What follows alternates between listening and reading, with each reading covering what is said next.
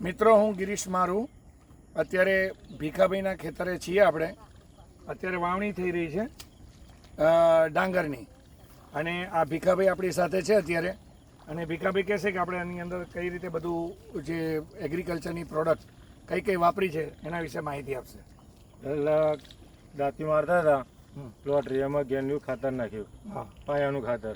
હા, ત્યાર પછી પેલી 2 બોટલો એગ્રી હ્યુમિક અને લિક્વિડ એને બોરીને પછી એને પાણીમાં ટીપકા સાથે જવા દીધું. હા, પણ પછી આ રોપણી ચાલુ છે.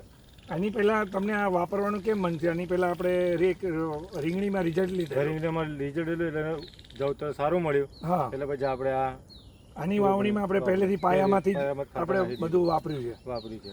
તો રીંગણીનું રિઝલ્ટ તમને કેવું લાગ્યું હતું? એક નંબરની રીંગણી ચાલી ત્યાં પછી આપણો ભાવ આવ્યો. બરાબર. તો હવે હવે ઉનાળામાં તો કાળા રીંગણા થાય જ ના. અચ્છા, બરાબર. અને છતાં આપણે એક જ સ્પ્રેમાં આ રિઝલ્ટ મળ્યું હતું તમને. આ પછી મેં દવા મંગાવી. હા. ત્યાર પછી રીંગણીમાં અને આ ડાંગરમાં બરાબર. કરી છે. આ ડાંગર આપણે કઈ વાવી છે અત્યારે? લચકારી કોલમ. લચકારી કોલમ. ઓકે. તો ફરી આપણે જે બીજા ખેતરમાં પણ જે આપણે વાપરવાનું છે એમાં પણ આપણે આ સેમ રીતે વાપરીશું, બરાબર? અને તમે ખેડૂતને બીજા મિત્રોને તમે શું મેસેજ આપી શકો છો?